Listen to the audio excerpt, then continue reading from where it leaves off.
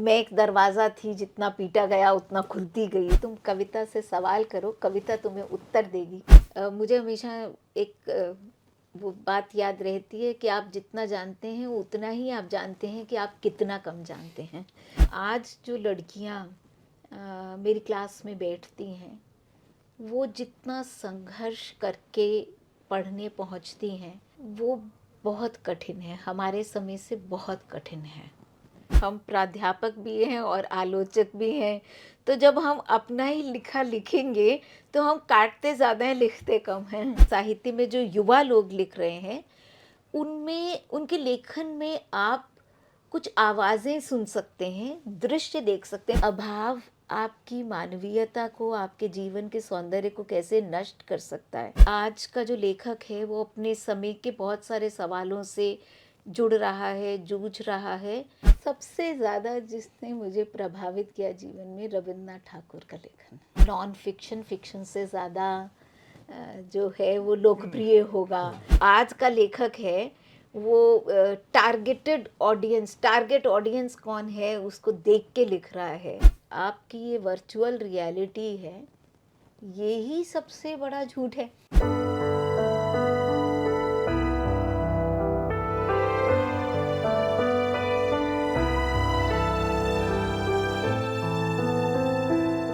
रचने की प्रक्रिया में मैं हरदम अपने से आगे ही रहती हूँ।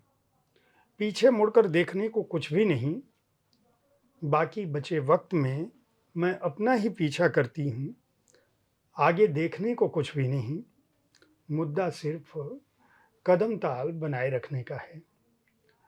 वैसे तो ये कविता है सुकृता पॉल कुमार की, लेकिन सुकृता अंग्रेजी में लिखती हैं और हिंदी में ये पंक्तियाँ हमारे पास प्रोफेसर रेखा सेठी के अनुवाद से पहुंची हैं।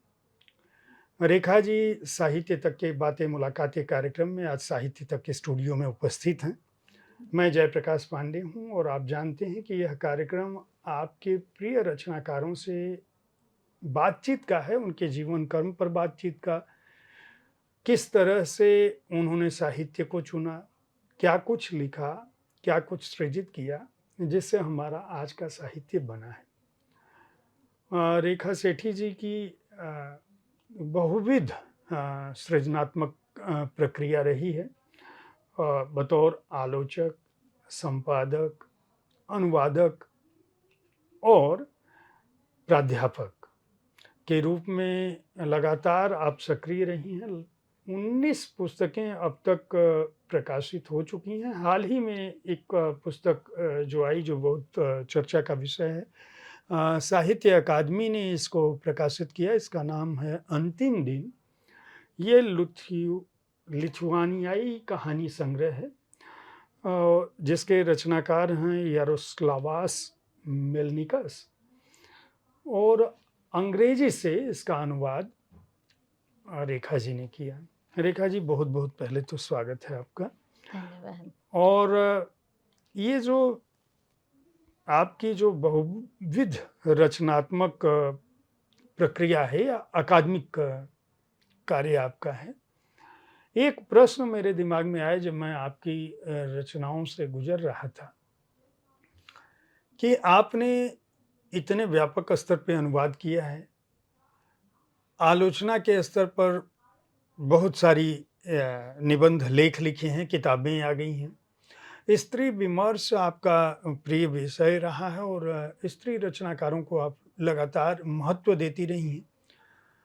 जो विश्व साहित्य है, विशेषकर अंग्रेजी साहित्य और हिंदी साहित्य, और उससे भी आगे बढ़कर हम कहें भारतीय साहित्य, तो उस पर एक गहन दृष्टि आपकी रही है। आपने स्वयं कथा, कहानी, उपन्यास के बारे में क्यों नहीं सोचा या क्यों नहीं लिखा? देखिए, ये बिल्कुल आपने सही कहा कि दो बातें हैं ना, हम प्राध्यापक भी हैं और आलोचक भी हैं। तो जब हम अपना ही लिखा लिखेंगे तो हम काटते ज़्यादा हैं, लिखते कम हैं। तो इसलिए कोई भी रचनात्मक ऐसी चीज़, ऐसा नहीं कि हमने लिखा नहीं है, लेकिन उसको हमने प्रकाशित नहीं किया क्योंकि हम उससे संतुष्ट ही नहीं हो पाए। तो दूसरे के लिखे की समीक्षा करना आसान होता है, लेकिन अपनी समीक्षा जब आप करते हैं, तो अपने को ज़्यादा कस के कटघरे में खड़ा करते हैं और शायद वो अभी तक हिम्मत बनी नहीं है कि इस तरह का कुछ प्रकाशित करें। नहीं, लेकिन मेरा प्रश्न यहाँ पर है इसी से जुड़ा हुआ कि आप जिस तरह से अपनी रचनाओं का चयन करती हैं अनुवाद के लिए या जिन विषयों पर आपने आलोचक की दृष्टि से भी नज़र डाली हैं, वे विमर्श बहुत ज़रूरी हैं। और मुझे लगता है कि क्या आप यह मानती हैं कि एक लेखक को आलोचक को दृष्टि में रखकर लिखना चाहिए या उसे अपने पाठक के लिए लिखना चाहिए? इन दिनों में एक मोनोग्राफ है साहित्य अकादमी का, उसका अनुवाद कर रही हूँ। जोगिंदर पॉल पर है वो मोनोग्राफ। और उनकी एक बात से बहुत सहमत हूँ। उन्होंने कहा कि जो भी अनुभव से मैं गुज़रता हूँ, मैं चाहता हूँ कि मेरे लिखे में पाठक उस अनुभव से गुज़रे।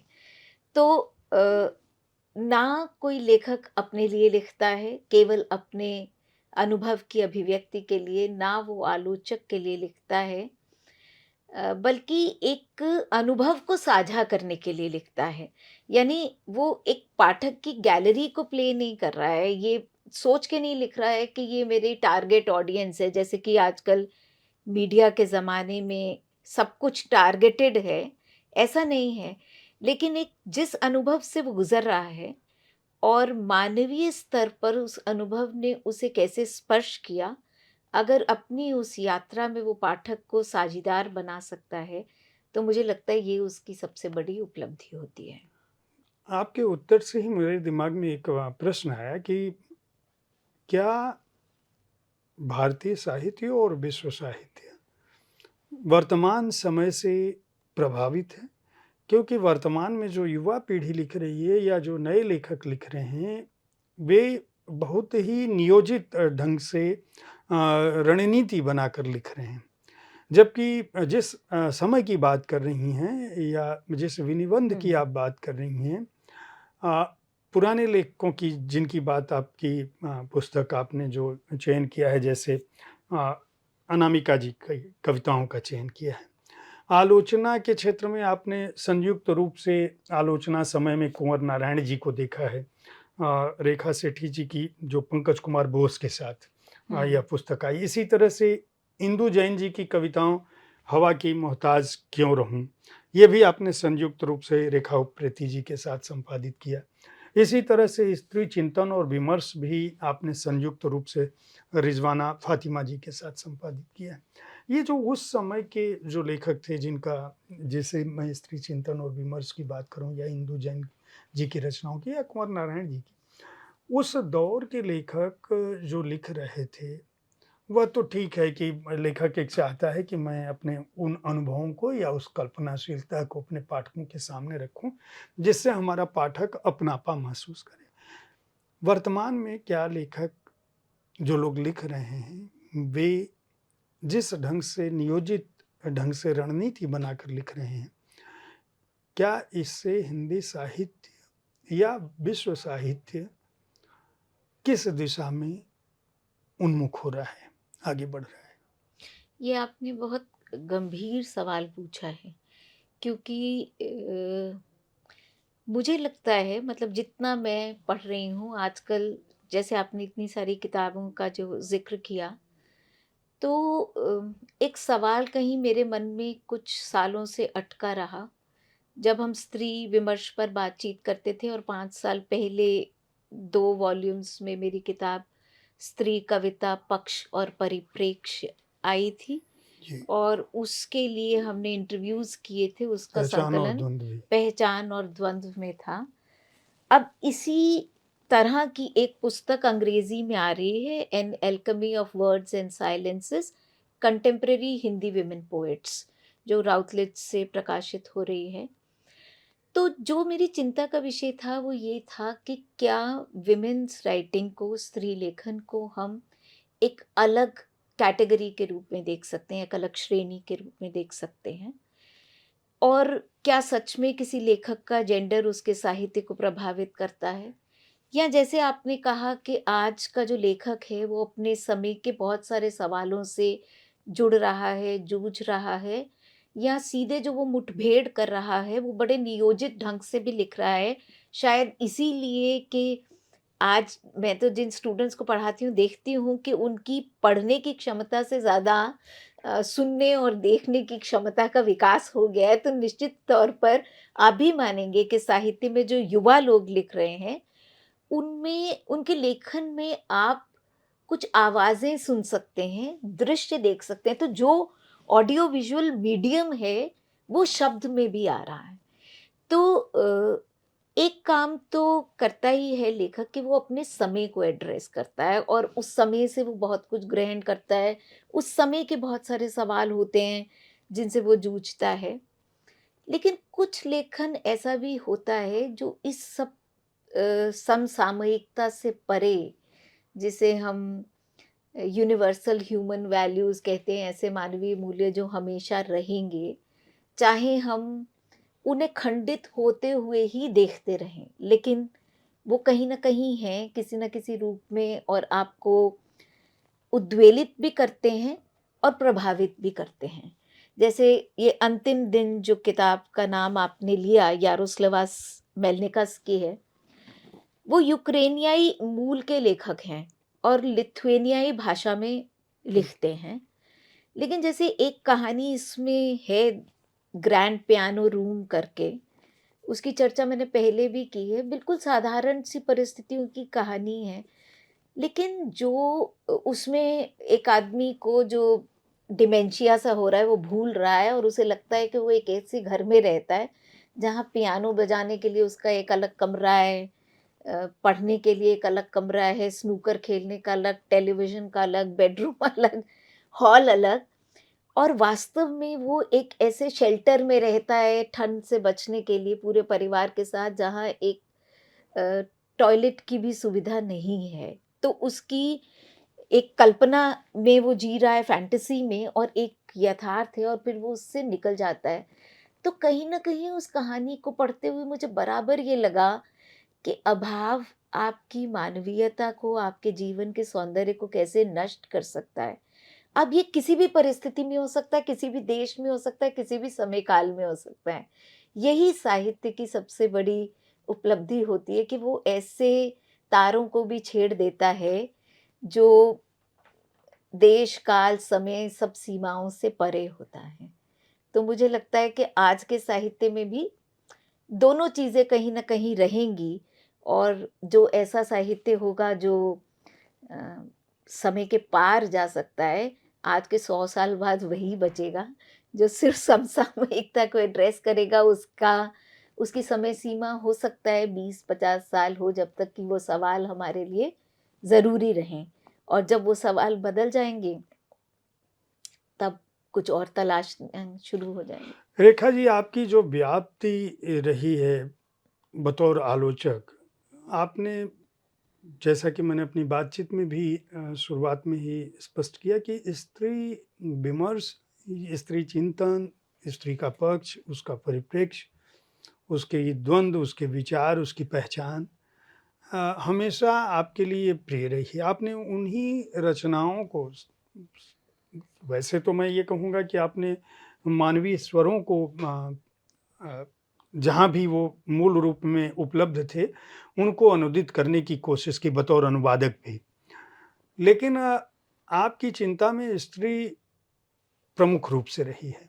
बहुत सारे लोगों का कहना है कि ये जो विमर्श है, जिसको हम साहित्य को जब खाँचे में बाँटते हैं, जब हम उसे ये कहते हैं कि दलित साहित्य है, जब हम उसे ये कहते हैं कि स्त्री विमर्श है या स्त्री साहित्य है, जब हम उसे कई बार अल्पसंख्यक से जोड़कर देखते हैं, तो यह कहीं न कहीं साहित्य के जो वितान है उसको संकुचित कर रहा होता है, संकीर्ण कर रहा होता है। मैं ये जानना चाहता हूँ कि आपका दृष्टिकोण क्या है? आप इस विषय को, जो आपके दिल के करीब भी रहा और आपके आधे से अधिक काम मैं कहूँगा, वह स्त्री केंद्रित रहा है कहीं न कहीं, किसी न किसी रूप में। आपने अनुवाद भी किया है, तो आपने उन्हीं रचनाकारों को लिया है जिनकी ये यहाँ कहीं न कहीं आम आदमी की पीड़ा है या स्त्री की पीड़ा है या उसका संघर्ष है या उसके विचार हैं। स्त्री कविता पक्ष परिप्रेक्ष्य भी जब मैं देख रहा था जिन रचनाकारों को आपने चुना है और पहचान और द्वंद में भी जिन रचनाकारों को चुना है, यहाँ तक कि जो मुख्य रचनाकारों की आपने श्रेणी दी थी कि ये 7 या 8 पर मैं करूँगी। फिर उसके बाद भी आपने अलग से जो किया तो उसमें भी आपने उन्हीं को चुना है। इसकी क्या वजह रही है? आप क्या मानती हैं कि स्त्री का जो पूरी दुनिया में जो अस्तित्व है बतौर साहित्यकार, बतौर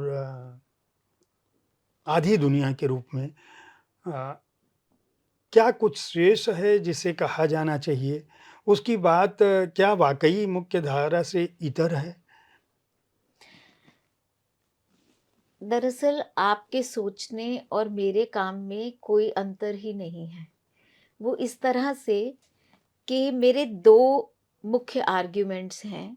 एक ये कि हम ये सवाल करते हैं कि क्या स्त्री का लेखन अलग श्रेणी है या नहीं? कृष्णा सोबती, मृदुला गर्ग जी की फ़ोटो लगी हुई है, मृदुला जी, ये सब लोग नाराज़ हो जाते थे कि अगर उनके लेखन को आप हाँ, हाँ। स्त्री के खाँचे में डालें, वो कहते थे कि जैसे छोटा करके देखना है, उनके जो बड़े व्यापक कंसर्न्स हैं, उनको वो नहीं लिया जाता और केवल स्त्री अनुभव को केंद्र में रखा जाता है। तो उनकी नाराज़गी अपनी जगह वाजिब है। लेकिन साथ ही साथ एक बात ये थी कि स्त्री के कुछ अनुभव कुछ हमें ऐसा कहते हैं जो एक सच्चाई को जब हम देख रहे हैं तो वो छोटी सच्चाइयाँ हमें बड़ी मीनिंगलेस लगने लगती हैं, छोटी लगने लगती हैं। जैसे मैं अक्सर कोट करती हूँ अनामिका की एक कविता है फर्नीचर, जिसमें वो कहती हैं मैं इनको रोज़ झाड़ती हूँ, सिर्फ़ यही है जो मुझे कभी नहीं झाड़ते। तो ये अनुभव जो है वो बहुत ही अ, जिसे कहना चाहिए ना स्त्री स्पेसिफ़िक है। ये उसकी कलम से ही निकल सकता था और ये अगर उसकी कलम से निकलता है, तो ये क्या केवल स्त्री अनुभव है या हमारे पूरी सामाजिक व्यवस्था में वर्चस्व की जितनी भी प्रणालियाँ हो सकती हैं, उसके ऊपर कोई एक टिप्पणी है। ये भी हमें सोचना चाहिए। दूसरी बात कि मेरा पूरा आग्रह इस बात पे है कि हमने स्त्री अनुभव को जब स्त्री के लेखन के केंद्र में रखा, तो हमने ऐसी बहुत सी चीज़ें छोड़ दी, असेस करने से, मूल्यांकन करने से ये छोड़ दिया, जो स्त्री के लेखन में है। जैसे मुझे याद नहीं है कि किसी ने भी कोई पीएचडी का रिसर्च किया हो स्त्री लेखन की राजनीतिक चेतना पर। तो क्या जो एक देश की स्वतंत्र देश की नागरिक के नाते एक स्त्री जो बातें कहती है और पॉलिटिक्स पे कहती है, वो अमेरिका और रूस और भारत में जो राजनीतिक व्यवस्थाएँ हैं और जिस तरह से वो व्यवहार कर रही हैं, या जो वैश्वीकरण की जो अर्थव्यवस्था पर उसके प्रभाव हुए, जो चमक-दमक की दुनिया है, वो मानवीय अनुभव को या आम आदमी के अनुभव को किस तरह छोटा किए दे रही है। तो ये जो उसके कंसर्न्स हैं, वो तो सामने ही नहीं आए। तो बल्कि अंग्रेज़ी में जो मेरी पुस्तक आ रही है, उसमें मैं शुरू करती हूँ इंट्रोडक्शन इस बात से कि whether women's writing is a separate category, और जब हम कंक्लूड करते हैं तो हम उसको पूरा इन्वर्ट कर देते हैं। हम केवल पितृसत्ता और उससे उपजने वाले द्वंद्व या उससे निपटने के लिए जो रणनीतियाँ हमें इस कविता में दिखाई पड़ती हैं, हम केवल उस पर बात नहीं करते। हम सबसे पहले राजनीति पे बात करते हैं, प्रकृति पे बात करते हैं, प्रेम के बदलते स्वरूप पर बात करते हैं। तो जो इतना विशाल भंडार है जो कि मतलब क्लोज टेक्सचुअल रीडिंग जिसे कहते हैं कि केवल उस पाठ केंद्रित करने से अपनी आलोचना को ही उभर सकता है। मेरा आग्रह है कि उसे भी देखा जाना चाहिए। अ, मैं ये आपकी किताबों से भी और आपके इस उत्तर से भी मृदुला गर्ग जी का आपने उल्लेख किया, कृष्णा सोबती जी पर आपकी संपादित पुस्तक रही है और आप लगातार एक पुस्तक आप जसिंता तक हुँ। आ रही हैं। जसिंता की कविताओं में जिस बात का आपने हाँ। उल्लेख किया वो बहुत प्रचुर मात्रा में दिखता है। वहाँ पे स्त्री पुरुष से इतर जंगल ज़मीन की बात होती है और जो वर्तमान विकास की रफ्तार है उस पर वो कहीं न कहीं प्रहार करती हैं और जब जंगल की बात होती है तो जंगल में केवल स्त्री ही नहीं रहती है। आप स्वयं प्राध्यापक थी, आपके समक्ष बहुत सारे लड़के आपने भी शोध कराया होगा। क्या वजह पाती हैं यह चेतना इतने लंबे समय से भारत में काम हो रहा है? हाँ। साहित्य को लेकर बहुत सारे लोग जागरूक रहे हैं। आपने स्वयं अपनी इस पुस्तक में जहाँ निर्मला पुतुल और सुशीला टाकभुरे जी और गगन गिल जी कात्यायनी सभी को लिया है, सुमन केसरी जी को, वहीं अ, अच्युतानंद मिश्र, मदन कश्यप, पवन करण को भी रखा है, जिन्होंने उन पुरुषों को भी जिन्होंने स्त्री दृष्टिकोण को अपनी रचनाओं में जगह दी या जिन्होंने स्त्री के मर्म को न केवल अपनी रचनाओं में बल्कि वो उस विमर्श का हिस्सा भी रहे और अपनी ओर से भी बढ़ाने की कोशिश की। क्या आप मानती हैं कि आपकी जो अग्रज पीढ़ी थी, जो इस बात से चिढ़ रही थी कि नहीं मुझे स्त्री के खाँचे में क्यों रख रहे हो, उससे कहीं कोई चूक हुई? क्योंकि वो लोग भी तो प्राध्यापक थे। निर्मला जैन जी थी, सारे ही लोग मतलब पढ़ा रहे थे। तो कहाँ पे ये कमी कहाँ है और क्या वैश्विक स्तर पर क्या स्थिति है? क्या विश्व स्तर पर भी ये जो फेमिनिज़्म का आंदोलन रहा है अ, वह जब हम पश्चिम को देखते हैं, जैसे मेरी दृष्टि कहेंगे तो मैं पश्चिम को देखता हूँ तो मुझे दर्शन में, राजनीति में, साहित्य में कोई अंतर नहीं दिखता है। वहाँ एक-दूसरे की तरफ आते-जाते रहते हैं, आवाजाही होती रहती है। आप किसी एक खाँचे में वहाँ के रचनाकारों को नहीं रख पाते हैं, ख़ासकर बड़े लोगों को जिनको हम पढ़ते हैं या जिनके बारे में हम जानते हैं। भारत में ये बहुत एक गंभीर-सा एक खाँचा बन गया है कि हम इस घेरेबंदी के अंदर रहेंगे, अगर हम ये कर रहे हैं तो हमारी पहचान यही है। मैं हिंदी में हूँ या मैं अंग्रेज़ी में हूँ, अगर मैं साहित्य में हूँ, तो मैं साहित्य में हूँ। मैं किसी और क्षेत्र में उसका विशेषज्ञ नहीं हो सकता, मैं दर्शन में नहीं जा सकता, मैं संस्कृत का विशेषज्ञ नहीं हो सकता। तो 2 प्रश्न हैं मेरे, एक ये कि क्या ये आपकी पूर्व पीढ़ी से कोई खामी रह गई? हमारी दृष्टि इस तरफ क्यों नहीं गई कि नहीं ये जो स्त्री से जुड़े हुए प्रश्न हैं, वह अ, अलग ढंग से देखे जाने भी चाहिए?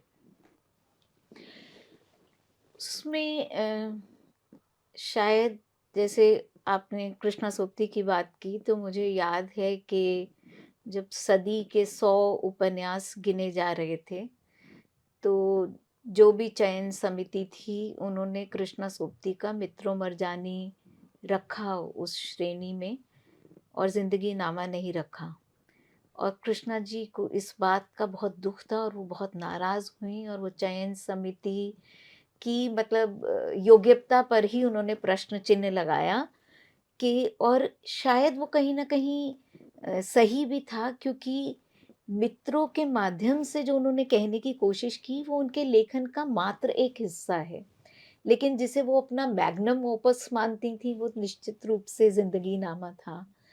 और उनको इस बात का दुःख हुआ कि एक स्त्री रचनाकार होने के नाते उनका स्त्री केंद्रित उपन्यास ही चुना गया और ज़िंदगीनामा नहीं चुना गया।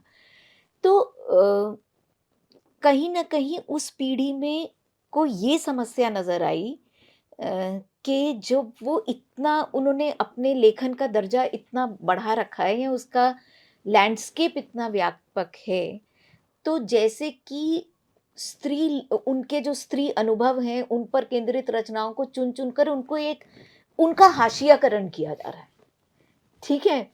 और 90 के बाद जो पीढ़ी आती है अनामिका या सविता सिंह की, वो इस बात को बल देती है कि मैं एक दरवाज़ा थी जितना पीटा गया उतना खुलती गई जैसा कि मुझे अब अपनी बात कहने से कोई रोक नहीं सकता और मैं वो सब कहूँगी जो दर्ज नहीं किया गया है और फिर एक झड़ी लग जाती है, चाहे सविता सिंह का संकलन हो, चाहे अनामिका के शुरू के संकलन हो, स्त्री अनुभव की भी बहुत बड़ी व्यापकता है। जैसे सविता सिंह के यहाँ जाएँ तो जो रात, अंधेरा, नींद, एक दर्शन उसमें एक मैं अक्सर कहती हूँ कि उनके यहाँ एक इंटेलेक्चुअल स्त्री का एकांत है, जिसमें वो आवाजाही करती रहती हैं। तो वो भी अनुभव ऐसे हैं जिनको कि डिसमिस नहीं किया जा सकता। तो वो हर व्यक्ति किस सोशल पोज़ीशन से और किस लोकेशन से बोल रहा है, ये बहुत इम्पोर्टेंट होता है। जैसे निर्मला पुतुल अगर आदिवासी जनसमाज के बीच में से बोल रही हैं, तो उनकी जो भौगोलिक स्थिति है, वो भी बहुत इम्पोर्टेंट है। और आप निर्मला पुतुल और जसिंता में ही देखिए अंतर।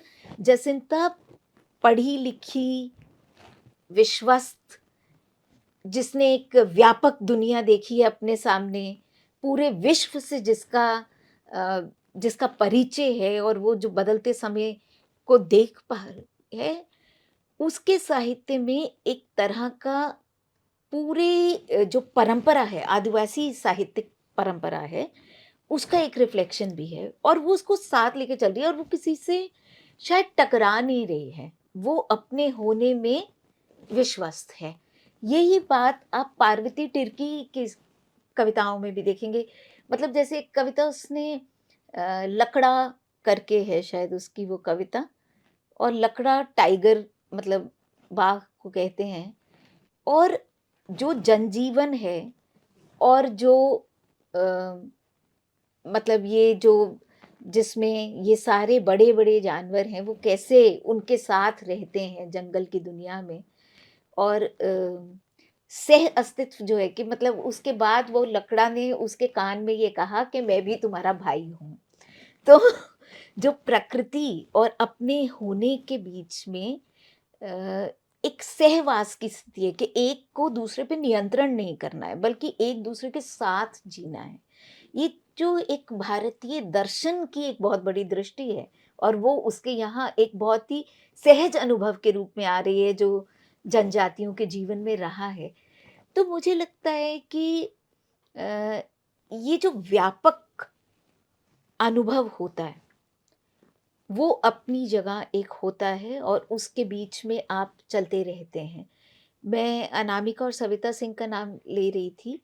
एक्चुअली इस कविता की पुस्तक में जो 7 कवित्रियाँ मैंने मेनली जी, चुनी थी, तो आप देखिए कि उनके पोज़ीशन में, उनके साहित्यिक अ, भाषा को बरतने में, अपने अनुभव की अभिव्यक्त करने में कितना अंतर है। गगन गिल की कविता और कात्यायनी कात्यायनी की कविता बिल्कुल अलग-अलग अलग। हैं। फिर सविता सिंह और अनामिका, फिर नीलेश रघुवंशी जो मान लीजिए कि मेरी ही पीढ़ी की हैं और जिन्हें बेटी होने के बावजूद पढ़ने-लिखने, अपने निर्णय लेने की सुविधा मिली है, उसका कविता में अप्रोच अलग है। सुशीला टाकभरे और निर्मला पुतुल तो हमारे स्त्री अनुभव को मात्र हमारा जेंडर तय नहीं करता है। हमारी शिक्षा दीक्षा, हमारी सामाजिक उपस्थिति कहाँ है, कैसी है, हमारी भौगोलिक स्थिति कैसी है। तो हम कई तरह की, जिसे कहना चाहिए, अनुभव सरणियों से एक बड़े अनुभव में तब्दील होते हैं। तो मुझे लगता है कि जो आप कह रहे हैं कि साहित्य में कोई अपना क्षेत्र चुन लिया या अपनी कंस्टिट्यूएंसी बना ली, ऐसा बिल्कुल नहीं है। वो अंततः जाके एक बड़े उसमें मिल जाता है, जैसे कि बड़े अनुभव में, जैसे नदियाँ समुद्र में मिल जाती हैं, और वो ही बड़ा अनुभव रहेगा। और ये जो स्त्री अनुभव है, इसकी जो इंटरप्रिटेशन है, ये वक़्त-वक़्त के साथ बदलती चली जाएगी। प्रोफ़ेसर रेखा सेठी अपने आप को किस रूप में देखती हैं? बतौर आलोचक, बतौर अनुवादक, बतौर प्राध्यापक, बतौर संपादक, बतौर छात्र, पाठक? पाठक के रूप में ही देखती हूँ, क्योंकि हर समय कुछ न कुछ मुझे हमेशा एक वो बात याद रहती है कि आप जितना जानते हैं, उतना ही आप जानते हैं कि आप कितना कम जानते हैं। तो तो जैसे-जैसे आप पढ़ने लगते हैं, तो आपको लगता है कि अरे! मैंने ऐसे तो नहीं सोचा, या मैं तो ऐसा सोचती हूँ, या मैंने ये नहीं पढ़ा, या इसको ऐसे नहीं पढ़ा।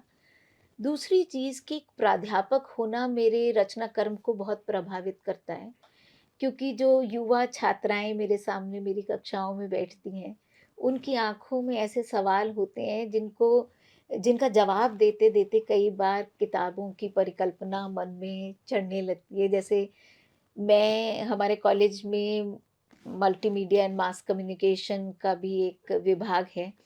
तो जब मैं उनको विज्ञापन पढ़ा रही थी, तो मैंने देखा कि जो बात मैं कहती थी उसका संबंध इंडस्ट्री से बिल्कुल नहीं था।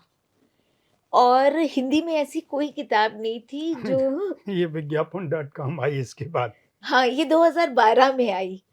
और मुझे मौका मिला कि मैंने लिंटास जो एक विज्ञापन एजेंसी थी और बहुत लोकप्रिय और प्रसिद्ध, और उनके यहाँ जाके बहुत सारे इंटरव्यूज़ किए और पूरी उनकी प्रक्रिया को समझा, और तब मुझे पता चला कि जिसे वो अकाउंट प्लानिंग डिपार्टमेंट कहते हैं, उसका लेखे-जोखे से कोई मतलब ही नहीं है।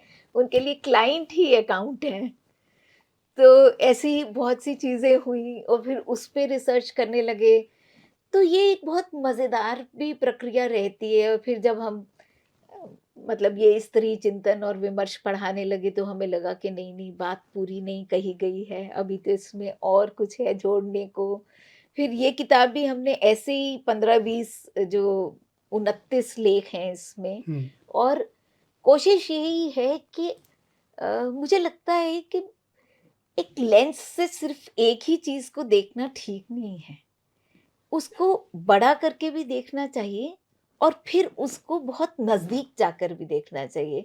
यानी आपके पास एक ओवरव्यू भी होना चाहिए, और एक बिल्कुल जिसे कहते हैं कि उसी टेक्स्ट पर जाके उससे जो सवाल-जवाब होते हैं, हमारे टीचर थे डॉक्टर नित्यानंद तिवारी, तो एक बार मैंने उनसे जैसे पूछ लिया कि उम, कई बार आधुनिक कविता पढ़ते हुए ऐसा लगता है कि ये अर्थ निश्चित नहीं है। तो उन्होंने कहा कि यही तो उसकी खूबसूरती है, तुम कविता से सवाल करो, कविता तुम्हें उत्तर देगी। तो तब से लेकर आज तक मैं यही कर रही हूँ कि मैं उस टेक्स्ट से सवाल करती हूँ और अपने लिए उत्तर ढूँढने की कोशिश करती इस साहित्य में आपकी अभिरुचि कैसे हुई? आपने हिंदी पढ़ाई के दौरान सामान्य तौर पर जब हम लोग भी पढ़ाई कर रहे थे तो ये होता था कि पहले जो अच्छे बच्चे हैं वो इंजीनियरिंग डॉक्टरी में चले गए, वो नहीं गए तो साइंस में चले गए, उससे बचा तो कला और सोशल साइंसेज़ में चले गए। वो उसमें भी सोशल साइंसेज़ में जब कुछ नहीं मिला, इकोनॉमिक्स वगैरह नहीं मिला, कॉमर्स नहीं मिला, तो जो बचा वो लिटरेचर में चले गए। लिटरेचर में फिर हिंदी अंग्रेजी में जो और थोड़ा पढ़ने वाले हैं वो अंग्रेजी में चले गए और जो बचे वाले हैं वो हिंदी में आ गए। हूँ। आप की रुचि हिंदी साहित्य में कैसे हुई? अ, आपके का पारिवारिक परिवेश क्या था? आप कहाँ पली-बढ़ी, कहाँ पैदा हुई? उसके बारे में कुछ बताएँ। मैं दिल्ली के चांदनी चौक इलाके में पली-बढ़ी, और वहाँ मतलब हम अ, पंजाबी परिवार का हिस्सा हैं, तो पंजाब से हैं मेरे माता-पिता। तो हमारे घर में पंजाबी बोली जाती थी, दादा-दादी, नाना-नानी के साथ। अ, इंग्लिश मीडियम स्कूल में हम पढ़ते थे जो क्रिश्चियन मिशनरीज़ चलाते थे। और जिस इलाके में हम रहते थे वो गालिब की हवेली से 1 किलोमीटर दूर था, तो उसकी बोली-बानी आप समझ सकते हैं कि एक ख़ास तरह की हिंदुस्तानी थी। तो ये सारी भाषाएँ हमारी भाषा में चली आईं अपने आप ही। और वैसे मेरी माँ हिंदी की ही टीचर थीं उस स्कूल में जिसमें मैं पढ़ती थी। और उन्हें बहुत इज़्ज़त से देखा जाता था, क्योंकि वो अंग्रेज़ीदा माहौल में एक वही थीं जो हिंदी इतनी अच्छी तरह पढ़ाती थीं। और अ, सब उनके मतलब उनके स्कूल के जो एडमिनिस्ट्रेशन था वो भी इस बात का बहुत महत्व जानते थे, और स्टूडेंट्स भी। ख़ैर फिर भी जैसे आप कह रहे हैं कि कभी ये नहीं सोचा था कि हम साहित्य में बीए, एमए या आगे कुछ करेंगे। लेकिन जब हम 12वीं क्लास में थे, वो हमारे स्कूल की गोल्डन जुबली थी और हमारे स्कूल के इतिहास पर एक डांस ड्रामा तैयार हो रहा था और उस डांस ड्रामा के जो डायरेक्टर थे, वो सेंट ज़ेवियर स्कूल्स के एक फ़ादर आते थे और वो अंग्रेज़ी में एक स्क्रिप्ट लिख के देते थे और 3-4 लोगों को दिया जाता था कि वो उसका हिंदी में अनुवाद करें, उनमें हमारे टीचर्स भी थे। और मैं जो अनुवाद करती थी, तो वो फ़ादर मुझे अक्सर कहते थे कि तुम ऐसे अनुवाद करती हो जैसे ओरिजिनली हिंदी में लिखा गया हो।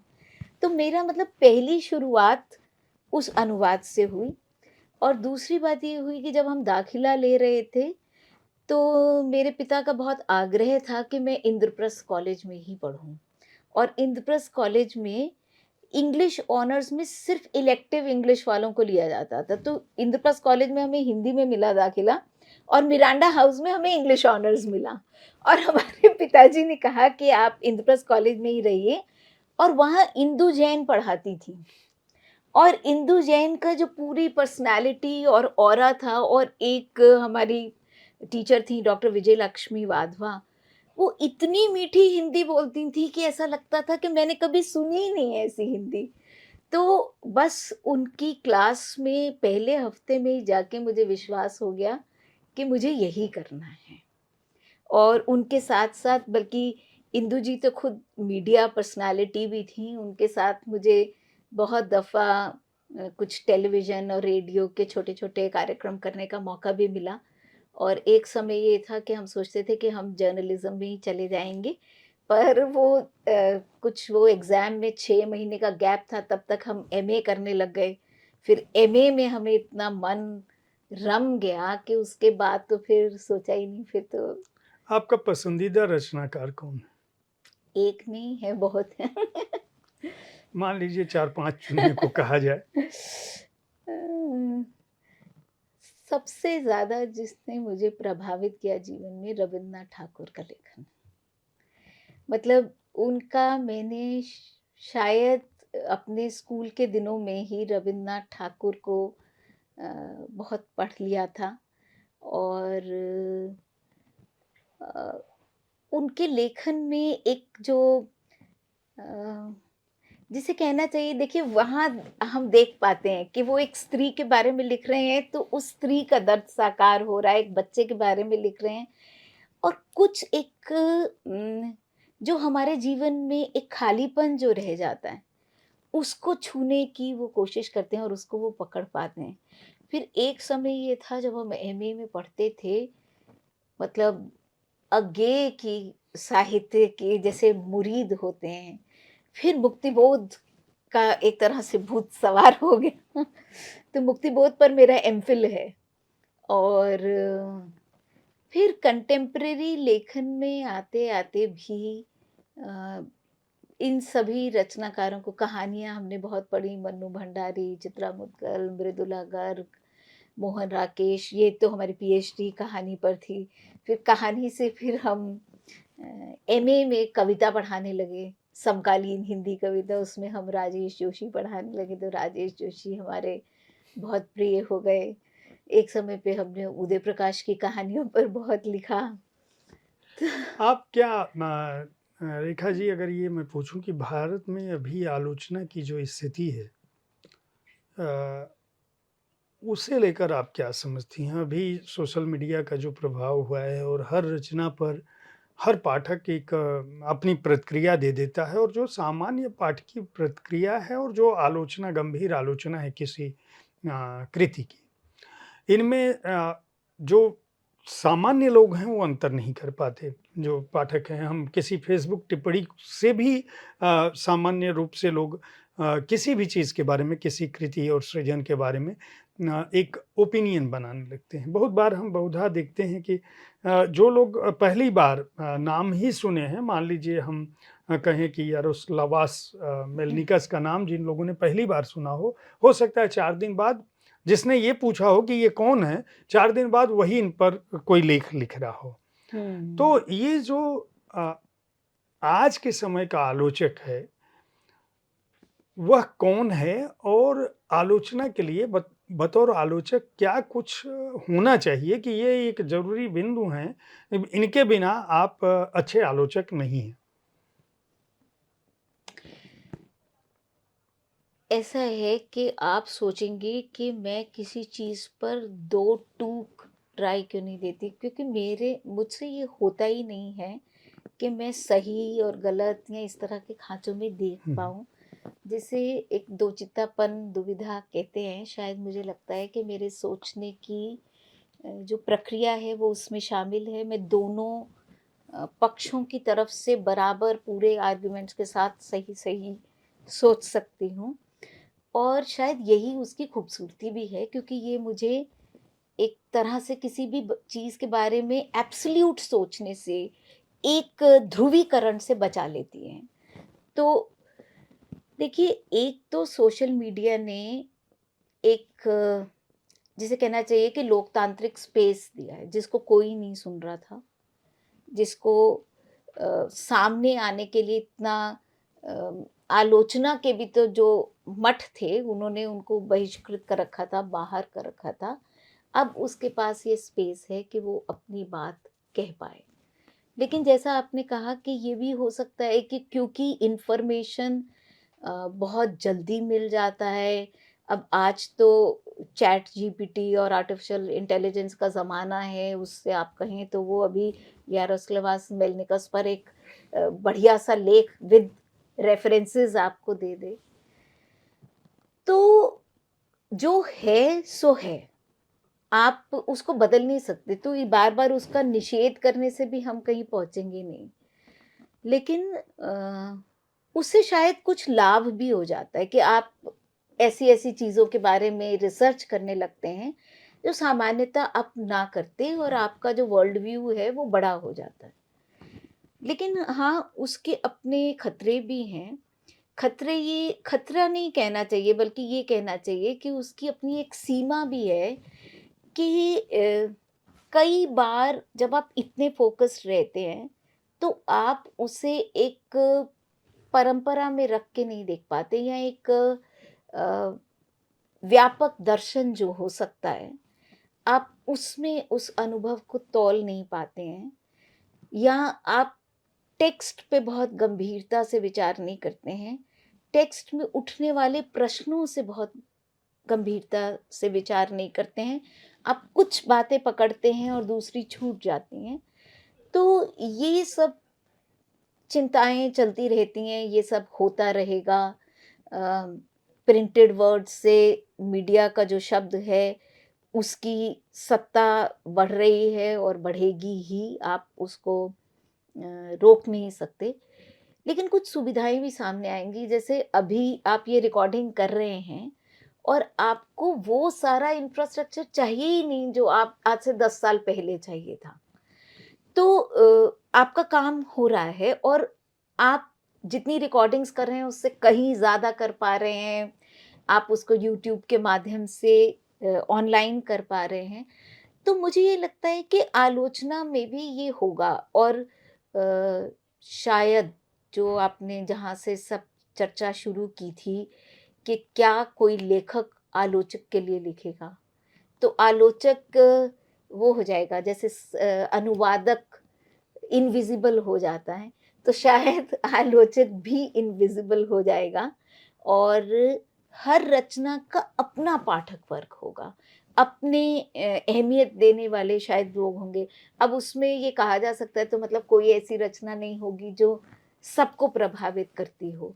अ, तो मुझे लगता है कि ये जो समय है ना, ये बड़े फेर-बदल का और जल्दी फेर-बदल का समय है। पर इससे कोई एक बुनियादी संकट पैदा हो रहा हो, ऐसा मैं नहीं मानती। मुझे लगता है कि ये सब जो है ना, मंथन होते रहना चाहिए, और उसी से कुछ चीज़ें निकलती हैं। हिंदी साहित्य में कुछ विधाएँ मुझे लगता है कि विलुप्त सी हो रही हैं, बहुत सारी विधाएँ। निबंधों पर आपने बहुत सारा काम किया है, हरिशंकर परसाई, निबंधों की दुनिया, प्रेमचंद जी, निबंधों की दुनिया, बालमुकुंद गुप्ती। इसकी क्या वजह पाती हैं आप? नहीं, निबंध उस तरह से ना लिखे जा रहे हों, लेकिन अभी जो है थोड़े समय बाद, शायद अगर 4-5 साल बाद हम बात करेंगे, तो आप देखेंगे कि नॉन फ़िक्शन, फ़िक्शन से ज़्यादा जो है वो लोकप्रिय होगा। लेकिन हाँ, फ़ॉर्म बदल सकते हैं कि पहले जैसे हम निबंधों की बात कर रहे हैं, ये जो निबंधों की दुनिया सीरीज़ थी, इसमें 12 किताबें आई थीं। अ, शायद हाँ, 12 किताबें प्रकाशित हुई थीं और प्रोफ़ेसर निर्मला जैन इसकी प्रधान संपादक थीं। योजना थी कि आगे भी हम बढ़ेंगे, जो बाद में फिर नहीं हुआ। अ, इन सब में अगर हम देखें तो कुछ संपादकीय टिप्पणियाँ हैं, कुछ जो लेखकों ने विचार रखे समय-समय पर, तो निश्चित करके उन्होंने निबंध लिखे थे ऐसा नहीं था। तो अभी भी जो नॉन फ़िक्शन चल रहा है, जो लोकप्रिय हो रहा है, उसमें आत्मकथाएँ तो हमने बहुत देख लीं और ख़ास तौर पे स्त्रियों की, दलितों की आत्मकथाएँ, उनकी अपनी एक जगह है। अ, एक और चीज़ है डायरी। पत्र। आजकल हाँ, डायरी, पत्र के फ़ॉर्म में लिखा जाना, तो ये सब भी जिसे कहना चाहिए कि पूरी अपनी ज़मीन तलाश रहे हैं और शायद कुछ साल, शायद 3-4 साल में आप देखेंगे कि ऐसी किताबें आपके पास इतनी प्रचुर मात्रा में आ गई कि फिर आप उनके मूल्यांकन के लिए आलोचक जो है नए पैमाने तय कर रहे होंगे और ये सवाल हो रहा होगा कि इसमें कितना आत्मकथ्य है, कितना विषय अनुरूपता है और क्या इसकी अभिव्यक्ति शैली है। रेखा जी, जैसे मेरे जैसे लोग, कालखंड मेरे लिए क्या है? आपने कहा कि आप छात्रों से अपने उनके प्रश्नों से समझ पाती हैं। मेरे लिए, मैं प्रकाशकों से जिस तरह से किताबें आती हैं, तो मैं ये कहूँगा कि एक समय कविताओं का था। बीच में एकदम कविताओं को प्रकाशकों ने छापना बंद कर दिया। हुँ, फिर वो कहानी पे चले गए। कहानी के बाद एक समय आया, उपन्यास का दौर आया। अभी जो है संस्मरण और आत्मकथाओं का दौर है। हुँ। उनको लगता है कि संस्मरण और आत्मकथाएँ बहुत अधिक मात्रा में बिक रही हैं। ये जो बदलाव निरंतर हो रहा है, एक तरफ प्रकाशिकी उद्योग में और दूसरी तरफ ये है कि हर व्यक्ति चूँकि अपने बारे में लिखने लगा, तो इसलिए मुझे लगता है कि प्रचुर ये किसी एक विद्वान ने कहा था कि अगर सच लिखना है तो उपन्यास लिखो और हाँ। झूठ बोलना है तो आत्मकथाएँ लिखो। आप जब खुद शोध कर रही थी और लगातार जब इन लोगों को पढ़ती रही हैं, तो आपको क्या लगता है कि कृति में समय की सच्चाई होनी चाहिए या व्यक्ति की? व्यक्ति की सच्चाई भी जब होती है, वो समय की सच्चाई ही खोलती है। जैसे जो स्त्री अनुभव है, वो एक बड़े आप नज़रिए से देखिए तो वो एक पूरा आपके सोशो कल्चरल हिस्ट्री पे कमेंट है। जो हाशिए के विमर्श हैं, वो सारे आपके समय को ही बता रहे हैं। लेकिन जैसे आपने कहा ना कि सच कहाँ होगा और झूठ कहाँ होगा, समय को भी मतलब जब से आपकी ये वर्चुअल रियलिटी है, यही सबसे बड़ा झूठ है। क्योंकि आप एक जीवन जी रहे हैं और वहाँ एक और जीवन दिख जी हाँ। रहा है। तो वर्चुअल रियलिटी में ना सब कुछ बहुत तेज़ी से बदल रहा है। मतलब एकदम, एकदम। तो कभी फ्लैश फ़िक्शन जैसे 2 मिनट रीड, 3 मिनट रीड। तो 3 मिनट रीड में आप एक उपन्यास तो नहीं पढ़ सकते, उपन्यास के हिस्से तो नहीं पढ़ सकते। तो हो सकता है कि ऐसा ही कुछ हो जो चलते-फिरते ऐसी बहुत सी किताबें आई हैं जिसमें कि जो फ़ेसबुक पर लिखी गई टिप्पणियाँ थीं, हुँ, हुँ। उन्हें पुनः संयोजित करके किताब की शक्ल दी गई है। बहुत सारी किताब। हाँ, तो अ, अब उसमें क्या है कि उसकी ऑलरेडी एक मार्केट है। मतलब इस चीज़ से हमें इनकार नहीं करना चाहिए कि ये जो इकोनॉमिक्स या अर्थव्यवस्था है ना, ये चाहे अनचाहे सारी रस्सियाँ अपने हाथ रखती है। तो जो प्रकाशक है, वो मार्केट को देखकर ही किताब छापे और उसी को प्रमोट करे। तो आप क्या कह रही हैं कि मतलब बाज़ार साहित्य की दिशा निर्धारित कर रहा है? बहुत हद तक कर रहा है, बहुत हद तक कर रहा है। जो आपने कहा भी था कि जो आज का लेखक है, वो टारगेट ऑडियंस कौन है उसको देख के लिख रहा है, और उससे तो ठीक है कि वो साहित्य हमेशा के लिए बचेगा या नहीं, वो आपको छू पाएगा या नहीं छू पाएगा, ये एक अलग डिबेट है।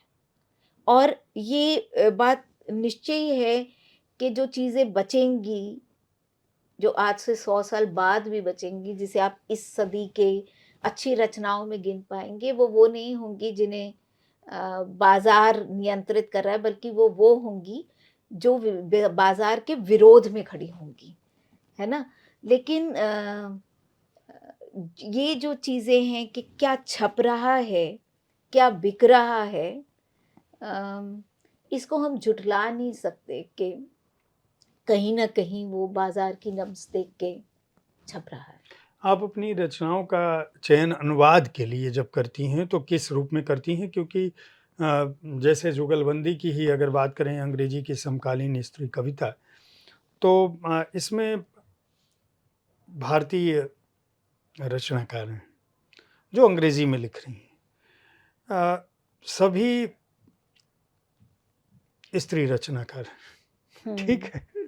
तो जब आप चूँकि अंग्रेजी की समकालीन स्त्री कविता नाम ही है, तो ये चयन करते समय आपके दिमाग में क्या होता है? या आपने सुकृता जी की जैसे किताब की, या यह किताब प्लेस कॉल्ड होम, सुषम बेदी सुसुम जी बेदी ने जी की किया जो है। की, तो या मान लीजिए ये नई वाली जो किताब है, कैसे आप चयन करती हैं कि मुझे अब इस रचना का या इस लेखक का या इसकी इस कृति का अनुवाद करना चाहिए, या इनकी यही कविताएँ चुननी चाहिए? देखिए, मैंने आपसे कहा कि एक तरह से मेरा जो साहित्य में मन रमना जो शुरू हुआ था, एक अनुवाद की प्रक्रिया से ही शुरू हुआ था, जो स्कूल की हिस्ट्री हम लिख रहे थे।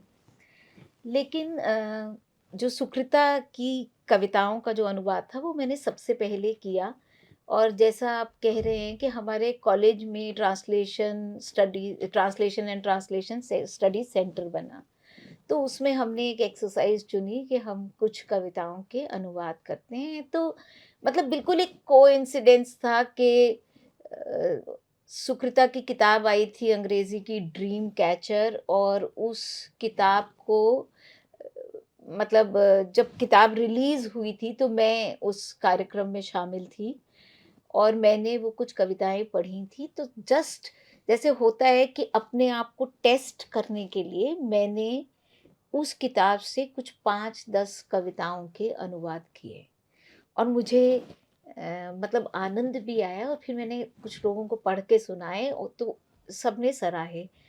फिर मैंने सोचा कि सुकृता की कविताओं में से मैंने उनसे उनकी सारी रचनाएँ माँग लीं। फिर मैंने सोचा कि नहीं, मैं पूरी एक किताब करती हूँ शुरू से एंड तक। तो मैंने एक किताब उनकी थी, अ, तब तक गुलज़ार साहब उनकी कविताओं के अनुवाद कर चुके थे, और सविता सिंह उनकी कविताओं के अनुवाद कर चुकी थीं। और मतलब तब हमने ये नहीं सोचा था कि हम प्रकाशित कराने के लिए कर रहे हैं या क्या। तो हमने उन कविताओं के अनुवाद किए, 1 डेढ़ साल शायद, कभी किया, कभी रखा, ऐसे चलता रहा। और अंततः उसको पॉलिश करके मतलब वो इस स्थिति में पहुँच गया कि हम उसे प्रकाशित कर सकें।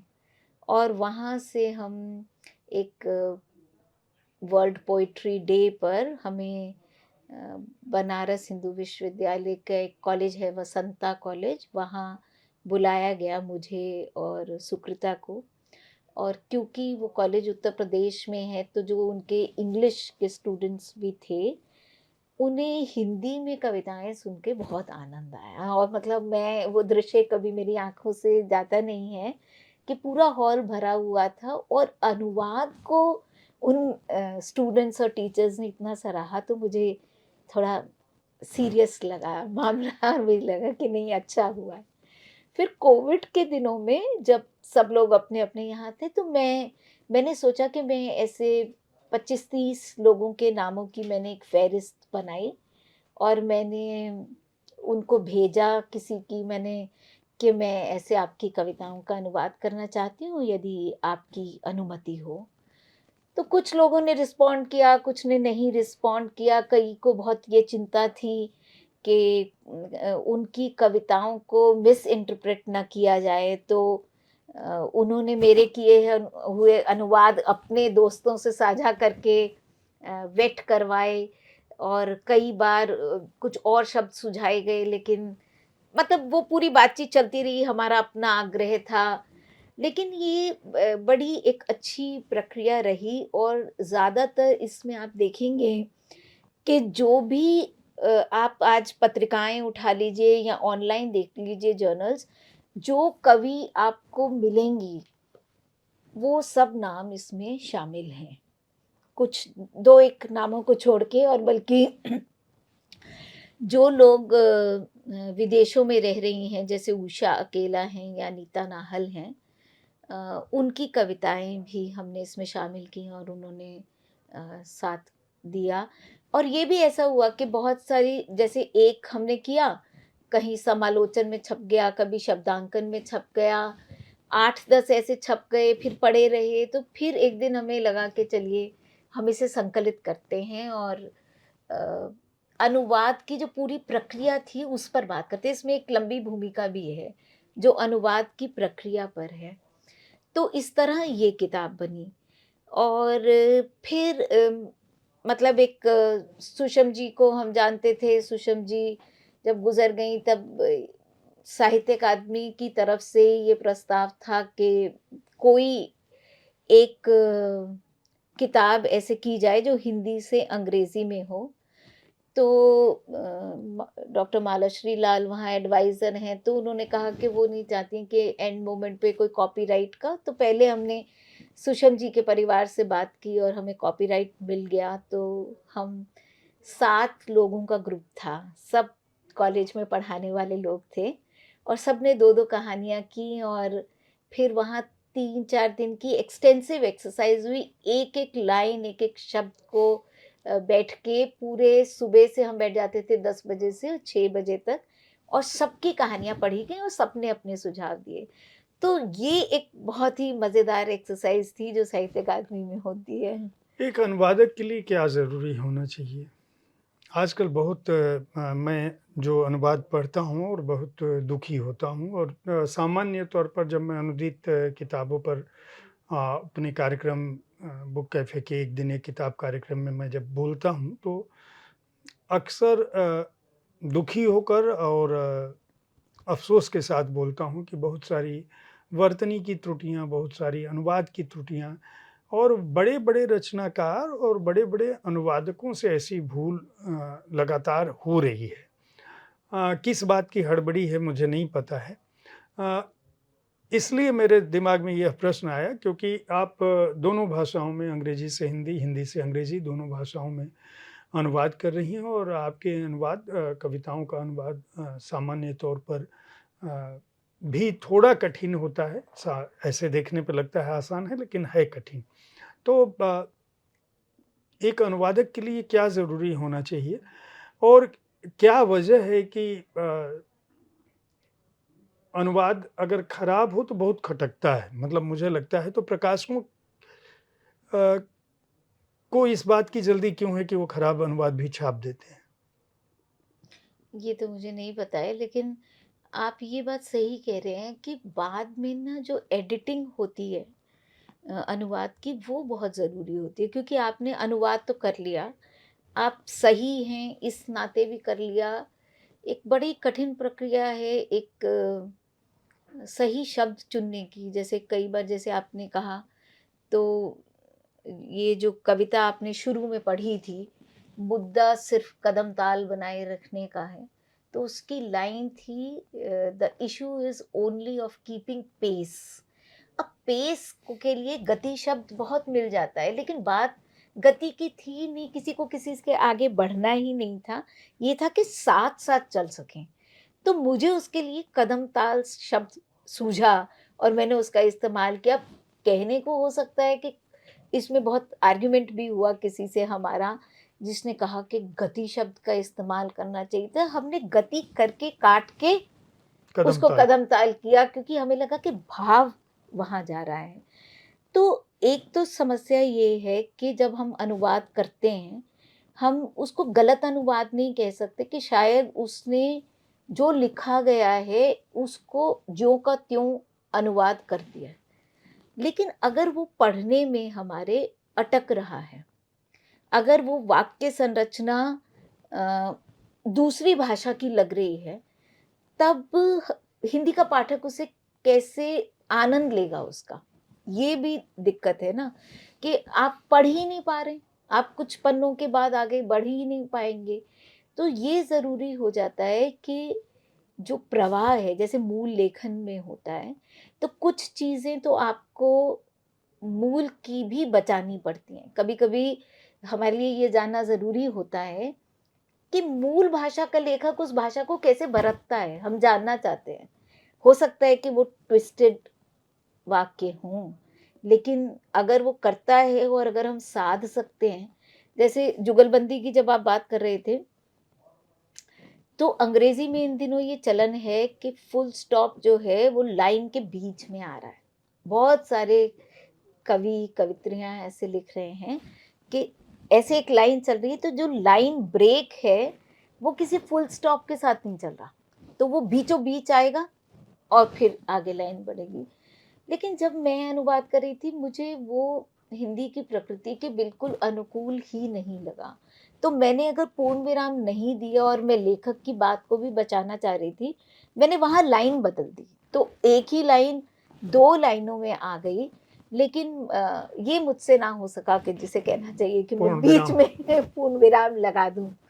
अ, लेकिन हो सकता है कि जो अंग्रेजी की मूल कविता की तरह ही उसे देखना चाहता है कि उस कविता में क्या हो रहा है, वो पूर्ण विराम बीच में ढूंढ रहा हो, लेकिन ये अनुवादक की अपनी थोड़ी जो स्वतंत्रता होती है, भारत वो में हमें। अनुवादकों की क्या स्थिति है? आप किस रूप में देखती हैं? क्या अनुवादक को उसके काम का, उसके श्रम का पारितोषिक मान मिल रहा है? एक्चुअली अनुवाद जितना भी हम करते हैं ना, वो अपने पैशन के लिए ही करते हैं, क्योंकि पारितोषिक मतलब जो इंडस्ट्री के फिगर्स हैं, उनको अगर आप सुनेंगे तो हार्पर कॉलिंस के जो मार्केटिंग के लोग हैं वो बताते हैं कि हमारी 33% किताबें पिछले साल जो बिकी वो अनूदित किताबें थीं। और निश्चित रूप से अगर हार्पर कॉलिंस या पेंगुइन कोई अनुवाद कराता है तो वो उसके लिए अच्छी राशि भी देता होगा। लेकिन अभी तक मैंने तो जो अनुवाद किए हैं उसमें अ, साहित्य अकादमी से कुछ मानदेय मिलता है, पर वो मानदेय जैसा ही होता है। और बाकी आप जो भी कर रहे हैं वो आप अपनी इच्छा से अपने जो भी आपको अच्छा लगता है वो करने के लिए कर रहे हैं। अ, लेकिन हो सकता है, जैसे मैंने कहा था कि मार्केट डायनामिक्स का रोल होता है, तो हो सकता है कि अगर अ, ऐसे इन रचनाओं की जैसे रॉयल्टी को लेकर भी जो विवाद चल रहे हैं कि प्रकाशक कितनी रॉयल्टी देते हैं, तो हो सकता है कि समय के साथ साथ अनुवाद की भी महत्ता जैसे जैसे बढ़ेगी तो उसका कुछ पारिश्रमिक बेहतर होगा। आप क्या पाती हैं कि युवा पीढ़ी अनुवाद को मतलब अनुवाद बतौर अनुवादक कोई भविष्य है लोगों के पास? भविष्य तो होगा, निश्चित तौर पे होगा, और जितनी ज़्यादा भाषाएं हम जानेंगे उतना बड़ा भविष्य होगा, क्योंकि पहली बात तो ये है कि अंग्रेजी में जितने अनुवाद होते हैं उसका पारिश्रमिक पारिश्रमिक अच्छा है। जो मैंने पहले कहा कि हार्पर कॉलिंस या हुँ। वो जो कराते हैं पेंगुइन, तो वो शायद बेहतर पारिश्रमिक देते हैं। और आप देखेंगे कि अंग्रेजी में अनुवाद भी बहुत ज़्यादा है। तमाम भारतीय भाषाओं की रचनाएं आपको अंग्रेजी में अच्छी रचनाएं आपको पढ़ने को मिल जाएंगी, लेकिन हिंदी में कम है। ऐसा नहीं है कि है ही नहीं, लेकिन जैसे कि आज ही कोई तमिल में बहुत अच्छा उपन्यास आए जिसकी चर्चा हो, जैसे अभी आपने देखा ये जो बानू मुश्ताक का कहानी संकलन है, वो अंग्रेजी में अनुदित हो गया लेकिन हिंदी में नहीं हुआ है। हैन कैंग का जो उपन्यास है कोरियन से अंग्रेजी में आ गया लेकिन हिंदी में अभी नहीं आया है। तो हिंदी में अभी बहुत बड़ा क्षेत्र खुला हुआ है तमाम भारतीय भाषाओं से और विदेशी भाषाओं से जो अनुवाद हैं, वो आने की अभी गुंजाइश है। तो जैसे-जैसे इनकी माँग बढ़ेगी, अनुवाद भी आएँगे साथ। आखिरी प्रश्न है रेखा जी हमारे संवाद का कि युवा पीढ़ी साहित्य को किस रूप में देखती है? कम से कम आप अभी साहित्य पढ़ा रहे हो और मतलब विश्वविद्यालय में, कॉलेज में हो। अ, आप जिस समय छात्र थे और आपकी जिस तरह से जिज्ञासा थी, आपके पास अवसर मिरांडा हाउस का था और इंद्रप्रस्थ का एक तरफ अंग्रेजी था और दूसरी तरफ हिंदी था। आज की पीढ़ी जो जिन छात्रों को, छात्राओं को आप पढ़ाते हो, आपको क्या लगता है कि साहित्य का भविष्य कितना सुरक्षित और संरक्षित है? क्या वह आधुनिकता और सोशल मीडिया के प्रभाव से बाज़ारवाद की भेंट चढ़ जाएगा या उसमें भी गंभीर छात्र अपनी रुचि के हिसाब से आएँगे? मैं साहित्य के भविष्य को लेकर बहुत आश्वस्त हूँ।